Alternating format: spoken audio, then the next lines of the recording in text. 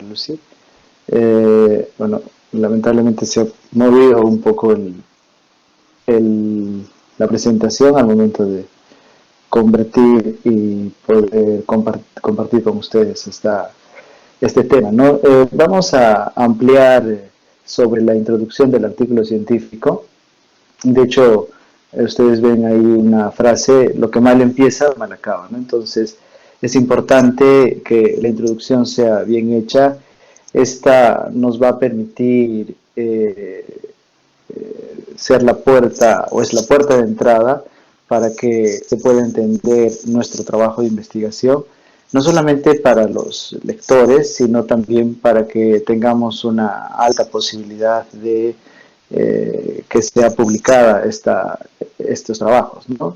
Importante recalcar que lo que voy a mostrar a continuación es específicamente para la introducción que se necesita, o que, digamos, algunos tips o algunos consejos para redactar nuestra introducción en nuestro manuscrito cuando nosotros decidamos publicar en una revista científica, ¿no? Entonces, los objetivos de esta presentación es que conozcamos la estructura de la introducción de un artículo científico y vamos a ver o identificar los tiempos verbales usados en la introducción. Algunas generalidades. Lo importante en la introducción es que nosotros podamos entregar los antecedentes para que el lector pueda comprender y evaluar los resultados del estudio, ¿no? Que no se debe dejar al azar esta parte, y no solamente, digamos, es reducirla a la expresión de nuestros objetivos como parte de nuestra investigación. Entonces, lo que sirve, o cómo sirve la introducción, es que es un nexo de unión entre los lectores y la investigación que hemos realizado, de tal forma que la conexión entre la investigación realizada y el conocimiento básico, ¿no? Entonces vamos a ver la estructura, digamos, que nos sugieren diferentes autores, en el sentido de que primero debemos entregar un conocimiento básico y luego esto va a servir para que podamos hacer una buena conexión. Y además de eso, entonces, la introducción nos sirve para que el lector siga leyendo las siguientes partes de nuestro artículo, ¿no? Llámese material y métodos, resultados, la discusión.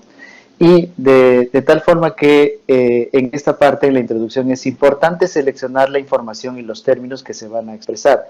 Cuando decimos seleccionar la información, tenemos que escoger aquellos artículos que son los más relevantes, de tal manera que se sugiere que debemos tener entre 15 o 20 artículos que son el núcleo de nuestra investigación, los que nos van a dar una base teórica y con los que además podemos hacer un contraste a medida que vayamos realizando la discusión, sobre todo, ¿no? Entonces, ¿cómo se redacta la introducción? Tenemos que ir de lo general hacia lo específico. Y Inmaculada Fortanet nos recomienda estructurar la información jerárquicamente en secuencias, y estas secuencias tienen que tener unidades informativas. Vamos a ver más adelante a qué se refiere esto, ¿no? Se puede estructurar en 3 secuencias que se van a descomponer en unidades, y estas secuencias y sus unidades pueden variar según la especialidad. De hecho, les voy a mostrar lo que recomiendan en cualquier artículo científico, pero nos vamos a enfocar lógicamente a la investigación biomédica. Importante tener presente que la introducción no es un trabajo de revisión exhaustiva, y por otro lado tenemos que tener presente que todo tiene que estar referenciado tal como nos han comentado en la sesión anterior. Entonces, para esto muchas veces tenemos que utilizar una aproximación deductiva, ¿no? Recordando lo que es deducción, entonces vamos a tomar principios y teorías generales, las cuales vamos a disgregar para sacar algunas consecuencias o plantear algunas hipótesis que podríamos estar planteando según el trabajo que estemos haciendo, ¿no? De todas maneras, se tiene que tener en consideración que nuestra introducción tiene que ser adaptada a la revista que se enviará, tal como nos mostraron hace un momento, Fiorella, eh, que uno tiene que adaptarse a lo que la revista nos está indicando. Y lo que recomiendan es que la extensión debe ser aproximadamente de 1 a 1,5 páginas, y esta a doble espacio en formato A4. De hecho, incluso algunos expertos nos dicen que debe tener entre 250 y 600 palabras nada más, ¿no? O incluso si nosotros sacamos porcentajes, podría ser entre el 10 al 15% de todo el trabajo sin considerar el resumen ni las referencias, ¿no? Ah, ya que según el trabajo que uno está presentando, te pueden permitir entre 12 y 15 o 16 páginas aproximadamente con este formato, ¿no? A doble espacio. Entonces, si es que es el 10%, por eso que vendría a ser 1 a 1,5 páginas. ¿Cuántos párrafos deben haber en nuestra introducción? Hay autores que dicen máximo 3, quién sabe 4, ¿no? Pero hay otros que nos dicen que podrían haber incluso 8 párrafos como parte de nuestra introducción. Lo importante es que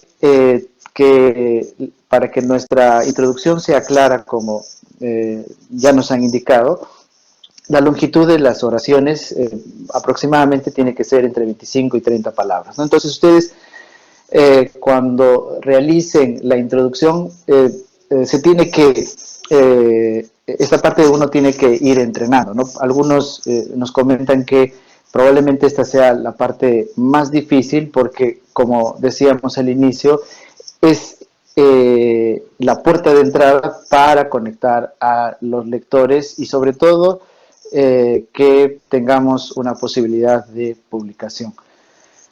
Yendo incluso más allá, hay una fórmula, es este score de Gunning-Fock, donde nos muestra cuán entendible, digamos, es una introducción, ¿no? Y utilizan esta fórmula donde si es que el score sale 5, entonces significa que es muy fácil de entender, si sale 6 es fácil, 14 es difícil y 16 muy difícil. De hecho, incluso en la parte inferior nosotros les dejamos un enlace para que ustedes puedan colocar, digamos, vuestra información y nos pueda hacer este tipo de cálculo, ¿no? De tal manera que nosotros podamos tener la seguridad de que nuestra introducción es una introducción fácil, de tal manera que permita como les decía, ese nexo entre el lector y la investigación que estamos realizando. Entonces, como les habíamos comentado, vamos a dar la información desde lo general, como dice la imagen. Este es un triángulo, este es donde se ve en la parte superior, o sea, comenzaríamos con la parte general y luego vamos a ir disgregando la información para llegar hacia lo específico, ¿no? Si nosotros lo vemos desde el punto de vista del investigador, que sería la flecha en doble sentido de la derecha, tendríamos el campo de investigación, ¿no? El campo de investigación en la parte superior y disgregamos la información para llegar a lo que nosotros hemos realizado. Como resumen, podríamos decir que lo que hay que hacer es una conceptualización, o sea, cuál es el problema, mostrar si existen algunas soluciones, es decir, qué nos dice la literatura actualizada. Como comentaban, tiene que ser una literatura de menos de 5 años, mostrar la mejor solución y luego de esto nos va a permitir encontrar esos vacíos o unos espacios o las limitaciones del conocimiento actual, ¿no? Entonces, esto nos va a permitir que nosotros, este espacio, este nicho que está vacío, nosotros con nuestra investigación la vamos a completar. Entonces, se podría decir que nuestra introducción estaría en tres momentos, principalmente, en tres momentos que nos va a permitir entonces tener el orden que les estoy mencionando. Entonces, ¿cuáles serían estas secuencias y unidades informativas? La primera secuencia sería la presentación de los antecedentes del tema, y acá tendríamos las subunidades dentro de la primera secuencia, entregar los conocimientos establecidos en el tema, luego mostrar los principales problemas de investigación. En la segunda secuencia es revisar la investigación relacionada a nuestro estudio, o sea, trabajos parecidos a los que nosotros hemos encontrado. Mostrar las limitaciones de la investigación previa, vamos a ir viendo cada uno de estos puntos, las ventajas de la presente investigación y luego la continuación de la investigación previa. Y por último, vamos a presentar la nueva investigación, donde mostraremos los objetivos o las hipótesis de la investigación, el procedimiento principal con el que hemos realizado nuestro trabajo, y los dos últimos puntos, que son mostrar los resultados principales y la estructura del artículo, principalmente recomiendan que se debería escribir en aquellas investigaciones experimentales o las que están relacionadas a ciencias sociales. Cuando hacemos trabajos en biomedicina o en medicina, pero que no tenga este corte experimental, ni tampoco social o en las ciencias sociales, probablemente estos dos últimos puntos las vamos a obviar. De hecho, incluso también nos mencionan que en la primera secuencia tendría que haber, entre 3 a 5 frases, en la segunda parte 4 a 6 frases, y el último punto, la última secuencia, solo una frase. Entonces, dentro de los antecedentes del tema, en algunas oportunidades, según algunas revisiones que se han hecho de múltiples investigaciones, a veces suele ser omitida, ¿no? O se reseña mínimamente porque muchas veces los autores suponen que los lectores conocen el tema. Sin embargo, en esta parte entonces tenemos que presentar los datos, la información que existe de manera general, esta parte es importante porque va a ser la extensión, va a depender, o sea, el tamaño de esta parte va a depender mucho del conocimiento del público objetivo, ¿no? Entonces depende mucho de la revista a la que estamos presentando nuestro trabajo, o al objetivo lector, si es que son profesionales, digamos, especializados en una cierta rama, o si que nosotros queremos mostrar nuestro trabajo a un público más general. Dentro de esta secuencia, entonces, como les decía, se separa el conocimiento del tema. Acá nosotros tenemos que expresar mediante afirmaciones generalizadoras, y de hecho, entonces estaría basado en lo que la comunidad científica ya lo ha determinado, ¿no? Donde probablemente no existen cambios. En el punto 2 tenemos que mostrar los principales problemas de investigación, y como comentábamos, tenemos que ir de lo general hacia lo específico de estos problemas que hayan afectado el proceso de investigación. Y sobre todo uno tiene que buscar, digamos, esa relación o esos vacíos de la parte interesante, ¿no? Si es que existe algo interesante de nuestra investigación que podría estar relacionada, o en todo caso, si es que algo no encaja con algún patrón que se ha estado estudiando o se ha establecido desde hace un tiempo. Luego, entonces, de mostrar el tema general, tenemos que tomar información de la revisión de la investigación relacionada, ¿no? Si nosotros nos pasamos a lo que hemos ido realizando a lo largo de estas semanas, van a ser los antecedentes de los estudios, ¿no? Ustedes han hecho una búsqueda bibliográfica de todas las investigaciones que se parecen a las de ustedes. Entonces tienen que seleccionar de esos artículos, tendrían que seleccionar de esos artículos para incorporar a este segmento, ¿no? Uh, Sin embargo, algunos expertos consideran que esta sección, mejor dicho, los expertos consideran que esta sección es obligatoria. Se tiene que hacer una revisión de la bibliografía reciente, o sea, no se podría comparar, digamos, o extraer información de artículos muy antiguos.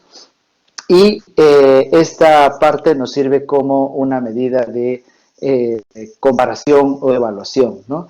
De tal manera que al lector lo mantiene vivo para mostrar, digamos, la línea de investigación que uno está queriendo demostrar. Y por otro lado, desde un punto de vista indirecto, esta parte podría ser como una justificación y destacar la importancia de nuestro trabajo. Entonces, en esta parte, en la investigación previa, este es un punto de referencia importante que se tiene que narrar de manera explícita, tal como nos han mostrado, digamos, o tal como están los resultados en estas investigaciones previas. Y a veces uno tiene que ser medio crítico, ¿no? Para que podamos encontrar ciertas discordancias en estas investigaciones, de tal manera de que desde este momento uno tiene que actuar o tener una lectura crítica de estas investigaciones previas.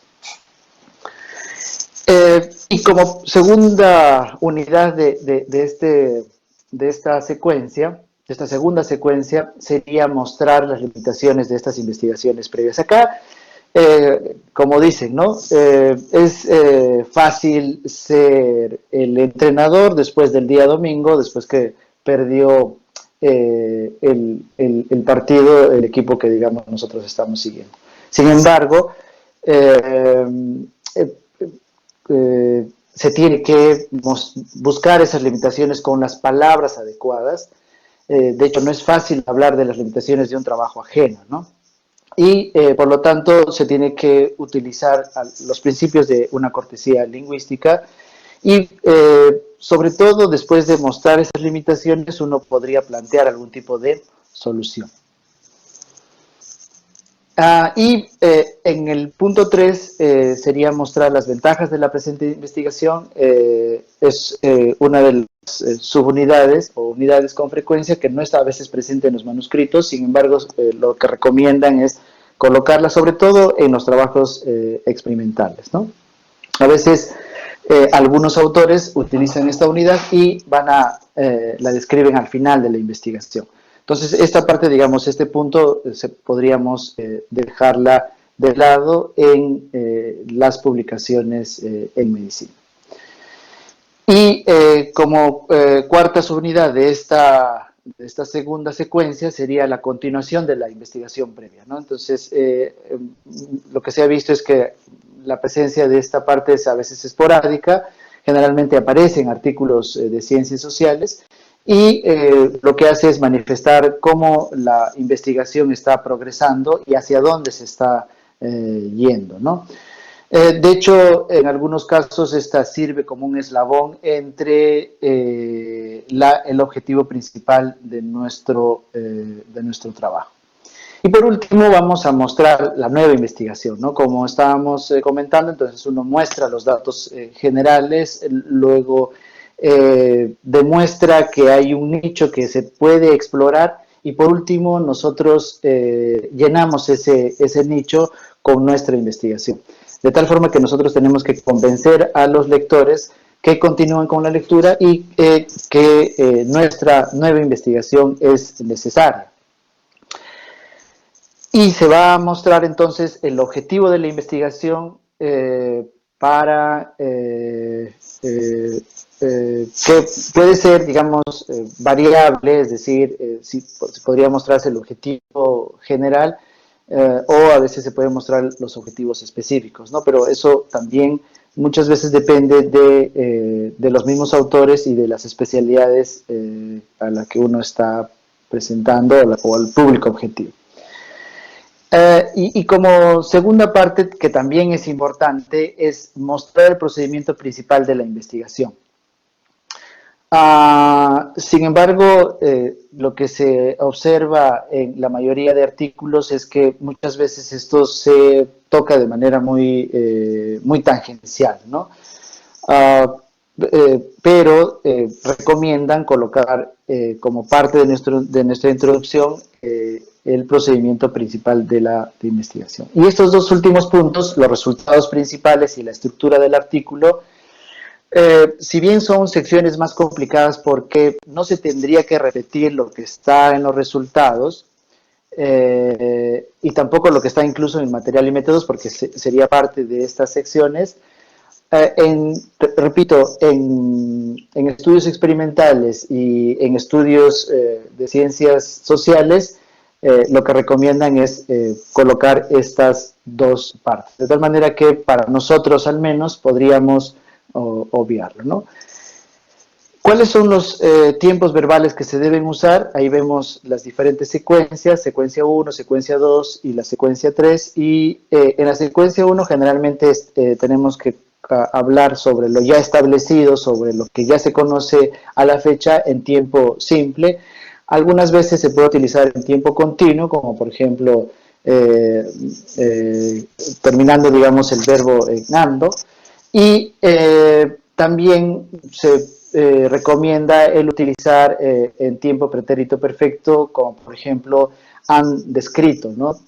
En la secuencia 2, importante hacer una descripción de lo que denominan hedging, que en todo caso es utilizar los términos como puede o podría, ¿no?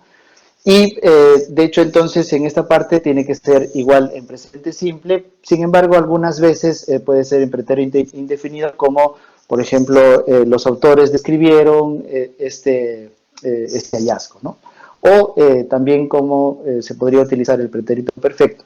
Y en la secuencia 3 es pretérito indefinido y presente simple. Vamos a ver mejor algunos ejemplos de estos tiempos verbales. Entonces, en la secuencia 1 nos dice, el barorreflejo es el principal mecanismo de homeostasis, ¿no? Acá vemos el verbo estar, ¿no? Es. ¿A qué secuencia corresponde o a qué subunidad? A la referencia del conocimiento establecido. Luego, en un segundo párrafo, nos dice lo siguiente, ¿no? En la hipertensión humana establecida, el barorreflejo se restablece a una presión más alta y reduce la ganancia de presión arterial. Esta reducción de la ganancia, puede ser resultado de una disminución de la sensibilidad inherente a los barorreceptores. Y en este párrafo lo que se está haciendo es una referencia de los principales problemas de investigación. O sea, ahí todavía datos relacionados a la presión arterial que no se conocen.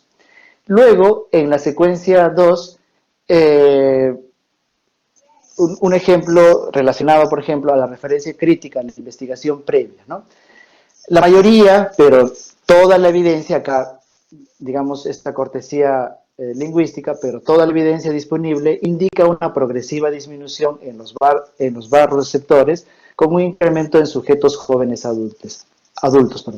Aunque lo que les decía, ¿no? Estos hedging, existen comparativamente poca información de los barorreceptores en sujetos adultos mayores. Acá nos está mostrando ya un espacio de investigación, ¿no? Comentan de que se conoce la información relacionada al funcionamiento de los barorreceptores en jóvenes, sin embargo, nos están mostrando de que todavía hay un espacio de investigación, o en todo caso hay poca información sobre estos barorreceptores en adultos mayores. Y en la unidad punto 2, que sería la referencia a las limitaciones en la investigación previa, uno podría redactar de la siguiente manera, ¿no? Estos resultados no pueden ser necesariamente ser extrapolados a la población adulta mayor, porque como conocemos, la etapa pediátrica, la etapa adulta y adulta mayor, la fisiología es completamente diferente, ¿no? Entonces, nos dicen, un número reducido de estudios han incluido alguna forma de evaluación de barorreceptores en adultos en adultos mayores. Entonces, muestra las limitaciones en el sentido de que son pocas las investigaciones y por otro lado no puede ser extrapolado el funcionamiento de estos varoreceptores. Entonces, en la secuencia 3 lo que vamos a hacer es mostrar el objetivo de la investigación siempre, digamos, redactar en tercera persona, ¿no? Nuestro principal objetivo, no podríamos decir mi principal objetivo, ¿no? Nuestro principal objetivo en el presente estudio, y acá viene la utilización del verbo pasado, ¿no? Fue, por lo tanto, clarificar la evidencia con respecto a los varoreceptores arteriales en la hipertensión en sujetos de edad avanzada.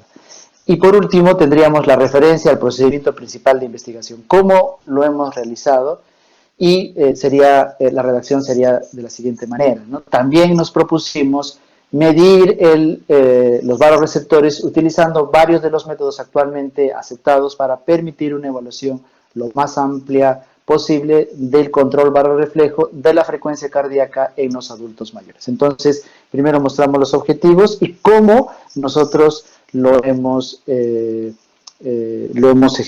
ejecutado nuestra investigación. De hecho, siempre van a haber algunos errores comunes en la redacción escrita, ¿no? En la redacción de la escritura de la introducción. A veces uno tiende a hacer una revisión exhaustiva, entonces va a proporcionar demasiada información general, eso no se debe hacer. Como les repito, recomiendan que sea del 10 al 15% de todo el trabajo, exceptuando resumen y referencias, ¿no? O en todo caso, si queremos hacer un cálculo en páginas, sería 1 a 1,5 páginas a espacio doble.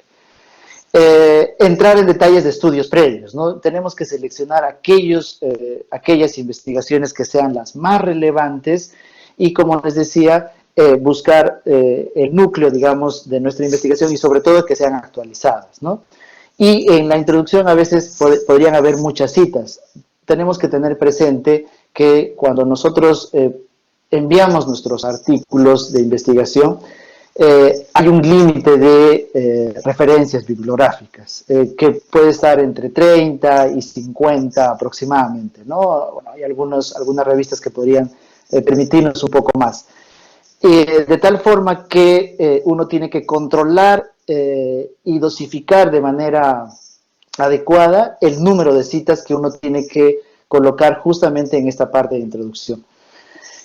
Y podríamos tener también un error de criticar extensamente los estudios recientes o los estudios previos, ¿no? No tiene que tener esa, como decíamos, esa cortesía lingüística.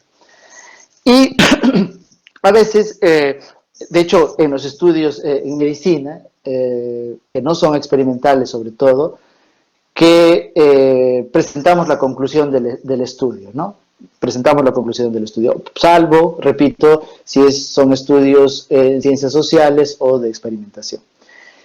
Y como sexto error se tiene muchas veces inconsistencias con otras secciones del manuscrito, ¿no? A veces porque hemos leído o relacionado a una condición, a veces queremos hacer una descripción fisiopatológica de la enfermedad, pero si nuestra investigación no está relacionada a la fisiopatología, por ejemplo, lo que nosotros deberíamos hacer es evitar, digamos, ese tipo de información, de tal manera que no exista una inconsistencia en lo que hemos colocado en la introducción. Como séptimo punto tendríamos el incluir la información superpuesta con la sección de discusión, ¿no? Esto es importante, o sea, lo que está en la introducción no tiene que estar en la discusión, no tiene que haber una sobreposición.